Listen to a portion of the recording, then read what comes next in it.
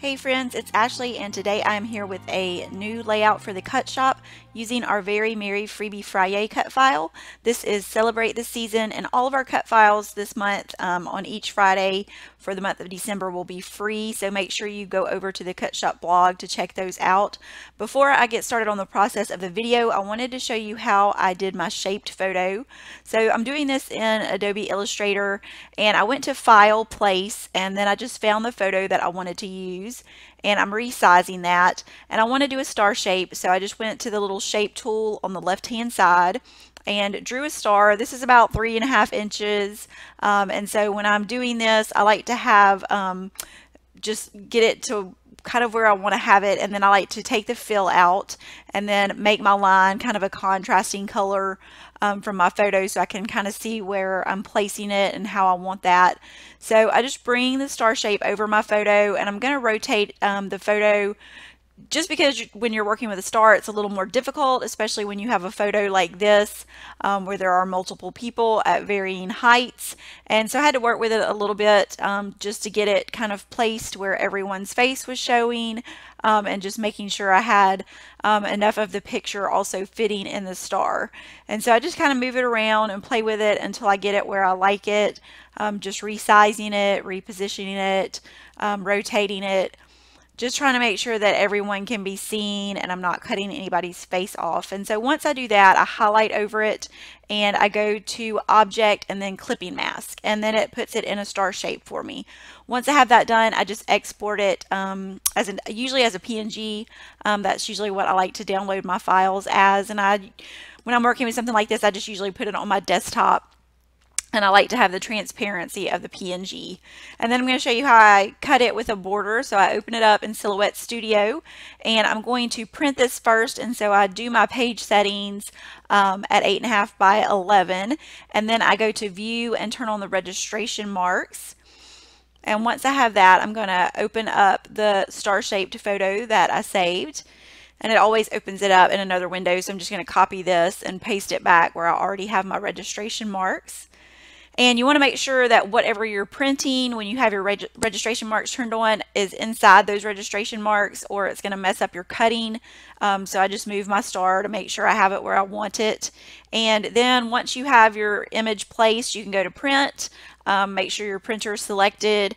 I like to go under my preferences and make sure that I have the correct paper. So I'm using glossy photo paper for this, and then I like to turn up my print quality to high. And so now I can print that, and once I print it, it's going to have my registration marks and the photo there. And so once I do that, then I'm ready to go and cut it in my machine. So I'm going to go ahead and I'm going to show you how I get the shape. And what I want to do is trace over this photo. So I just went under Panels and Trace. And it comes up like this because it's a photo. So I want to turn the threshold all the way up to get my trace line. And normally I would do trace, but this time I just wanted the outer edge. So I click Trace Outer Edge, and then I can move my photo out of the way. Make sure you do not move your star shape because then it's not going to cut correctly. Now I want to go under Panels and do Offset. And so I just click Offset. It automatically does it at 0.125, which is what I end up using. You can play with it. This is 0.100. I bump it up to 0.150. So whatever you prefer for your outline offset. And so I just put that back on 125, and then I'm ready to cut it. So I just move the original star shape out of the way, and I can send that to my Silhouette Cameo, and it's going to cut with a little white border around my photo. And so now I'm going to get started on the layout. I used the Happy Holidays sentiment from the Celebrate the Season cut file, and this part might be a little choppy. My camera kept going in and out of focus, so I had to cut some of this just because of that. I think videoed it 4 times and it still kept going in and out of focus. It did not want to cooperate, but I just wanted to show you the beginning process. I'm using the December Days collection from Pink Fresh Studio, and so I'm just using some of the 6x6 papers from the 6x6 paper pad and just kind of eyeballing and cutting those and putting it behind my title. And so now you can see I have the shaped photo here, and I also cut a variety of star shapes from some of the pattern papers from the Pink Fresh Studio collection, and I want to use those to create kind of a scattered star look above my title, which is Happy Holidays. And so I cut two because I'm going to layer these, kind of have them with some dimension. I'm going to use some of this little foam board here to go in between those, and also to pop up my photo. I've really liked using this compared to the little pop dots that you can order. This can just be cut really like quick and however you want to use it. And so I just added a piece there behind my star-shaped photo. And now I'm going to go ahead and start placing these. Another thing is you can use your little scrap pieces. So I'm just kind of cutting as I go. And if I have any scraps that I know that will fit these other stars, I'm just going to add those. And so I'm just going to do a few of these here, and then I'll finish the rest off camera. I like to use my tape runner. You could use your liquid adhesive also if you wanted to do this, but I like to use the tape runner because it's automatically dry and you don't have to worry about your foam shifting if you're using liquid adhesive. So I'm going to get one more on here and just get that in the center. And I wanted to also do another layer, so I cut an even smaller star for the center of each one of these, and I have just my scoreboard here, and I'm going to score down the center because I just wanted those to have a little bit more dimension to them. I'm not going to use a pop dot behind each of these, but I wanted them to be folded down the center. And with them being so small like this, I didn't think I would do a very good job of doing it just freehand folding. So my scoreboard was perfect for that. It works even on the little tiny stars. So just running that down the middle of each one to get that little score shaped line. And then I am going to use my liquid adhesive for these because I do not want adhesive going out on the edges. I want it to stay popped up like that. So just doing it down that center line right there and then adhering it to the center of the star, and it helps it keep that shape. Obviously when I put it in an album it will go down, but for like photo purposes I really like to have that dimension and just the little shadows that it creates. Or this could be displayed on my little wire hanger in my craft area if I wanted to do that. And so now I'm going to start embellishing with some of the embellishments from December Days. And this is just kind of, like I said, a scattered look. So these are just going to kind of be randomly spaced throughout the layout.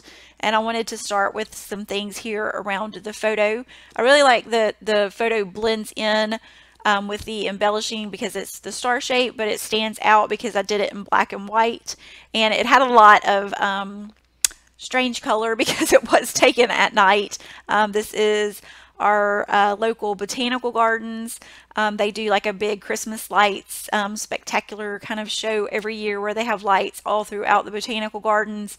And so I just had my iPhone to snap some photos, and so it wasn't the best quality photo, but I really wanted to use it for this layout. So changing it to black and white really helped make it look like a much better photo than it really was. And so I'm going through each one of the different things. I like these little puffy stickers, and I didn't really want to use any of the snowflakes or anything like that since I already had the star shapes, but it did have these cute little poinsettia flowers and another ornament that I was able to bring in. And I did pull out some pieces from the ephemera pack. I've been using some of those since I started embellishing. These little stars are from the ephemera pack. They're just gold stars, and so I'm also kind of scattering those, and it's very important to find the exact right spot for that last one, which is what I was trying to do. And so I just use my liquid adhesive here for each of these, and they're kind of tiny and difficult to pick up, so whatever way you find best. Sometimes I put the adhesive right on the back of the star, and then other times I put it just on my cardstock background and then place the star. And so I also had these wood veneer stars on the wood veneer sheet, and there were 3 of those, so I wanted to add those also just to have that kind of difference of embellishments. And I liked the one over the eye right there. I thought that was really cute. And then these are a couple more of the ephemera pieces that I wanted to bring in. I felt like it needed to be a little more balanced on those sides, and so I thought that these worked perfectly there. And I didn't want those popped up. I like to have some things popped up and some things adhered directly to the background, so I just put both of those right on the background paper. And using a couple more of these little wood buttons, I noticed some of my sticky adhesive on the back had shifted, so you're able just to pull those off and then put them back wherever you need to. And then I liked this little family sticker right here. I thought it was ruined because it had another sticker over the top of it, but I actually decided it pulled some of the color off right here on this end, so I just cut that end as kind of like a little banner shape or like a little flag.